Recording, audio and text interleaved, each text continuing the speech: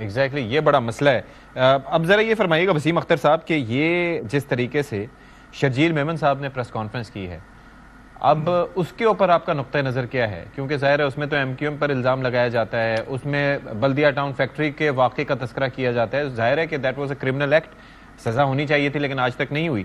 تو اس پہ آپ کیا کہیں گے کہ کیا یہ مسئلے کا حل یہی ہے کہ الزام تراشی در الزام تراشی کی جائے، یا کوئی کنکریٹ کوئی اور کام ہونا چاہیے اس وقت تاکہ دوبارہ ایسا واقعہ نہ ہو خدا نخواستہ؟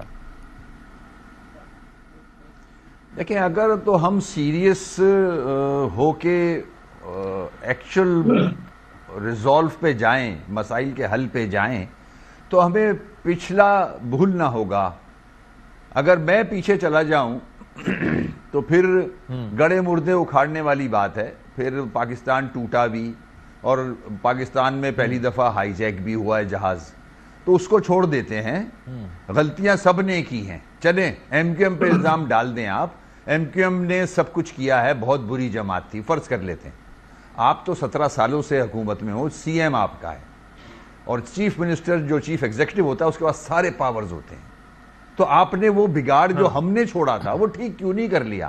اس کا مطلب یہ ہے کہ آپ کمپٹنٹ نہیں ہو. آپ نے اپنے ان 17 سالہ دور میں صرف کراچی نہیں، سیون کا برا حال ہے، دادو کا برا حال ہے، لاڑکانہ کا برا حال ہے، سکھر کا برا حال ہے. کوئی ایسا ڈسٹرکٹ سندھ میں بتا دیں، ماڈل ڈسٹرکٹ، کہ میں بولوں واہ کیا بات ہے، زبردست. لاہور جا کے دیکھیں، آپ ڈیفنس میں جائیں ایسے لگتا ہے دبئی میں بیٹھے. تو آپ نے خود اپنے لیے گڑھا کھودا ہے. یہ اب لوگ باتیں کر رہے ہیں. کوئی کہتا ہے وفاق کے حوالے کر دو، کوئی کہتا ہے کیونکہ تنگ آ گئے ہیں لوگ، کوئی کہتا ہے ایڈمنسٹریٹو یونٹس بناؤ، کوئی کہتا ہے آرٹیکل 140A کو امپلیمنٹ کرواؤ ان لیٹر اینڈ اسپرٹ. آپ کچھ بھی نہیں کر رہے. آپ نے اپنے پاس اختیارات تو لے لیے. لیکن وسیم اختر صاحب مسئلہ یہ ہے کہ آپ کی جماعت پہ بھی یہ تنقید ہوتی ہے کہ آپ لوگ بھی یہ نمائندگی رکھنے کے باوجود، ظاہر ہے کہ مینڈیٹ پہ، آپ کے مینڈیٹ پہ بھی سوال کیے جاتے ہیں اس وقت جو ایگزسٹنگ ایم کیو ایم ہے کہ یہ مینڈیٹ ان کا ہے یا نہیں، لیکن سیٹس تو ہیں اور آپ لوگوں کو تو اس بات پہ یقین ہونا چاہیے کہ جی لوگوں نے آپ کو ہی ووٹ دیا ہے. اب اس کے اندر یہ ہے کہ آپ لوگ جو مسائل ہیں کراچی کے، ان کے اوپر آواز اس طرح سے مؤثر طریقے سے کیوں نہیں اٹھاتے، نہ اسمبلی میں، نہ اسمبلی سے باہر، نہ اس سے ہٹ کے؟ تو اس کی وجہ کیا ہے اس خاموشی کی؟ ایسا نہیں ہے، یہ غلط فہمی ہے. جو بھی ایشو ہوتا ہے صرف ایم کیو ایم نہیں، یہاں جماعت اسلامی بھی ہے، پی ٹی آئی بھی ہے، سب آواز اٹھا رہے ہیں. جے یو آئی مولانا فضل الرحمان صاحب کی جماعت ہے، وہ انٹیریئر سندھ میں بڑی ایکٹیو ہے، سب آواز اٹھا رہے ہیں. ایسا نہیں ہے. دیکھیں آپ تھوڑا سا سمجھنے کی کوشش کریں، میں سمجھانا چاہتا ہوں.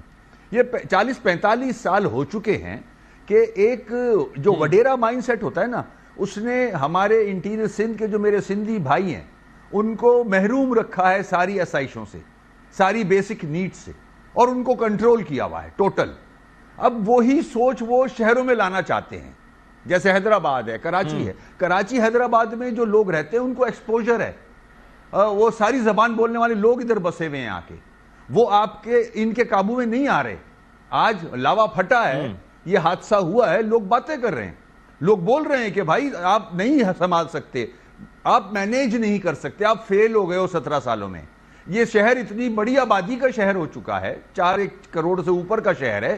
پیپلز پارٹی فیل ہوئی ہے، اس کو مینیج نہیں کر سکتی، اور اس کی ریزنز ہیں کہ آپ نے سیون مینیج نہیں کیا، آپ نے لاڑکانہ مینیج نہیں کیا، آپ نے دادو سکر مینیج نہیں کیا، تو آپ کراچی میں فیل ہو چکے ہو. تو پھر چینج چاہیے. فیل ہو چکے. ٹھیک ہے، اس پہ ذرا بات کرتے ہیں مزید بھی. قادر مندوخیل صاحب کو بھی جواب لیں گے. We'll take a break here. بات حاصل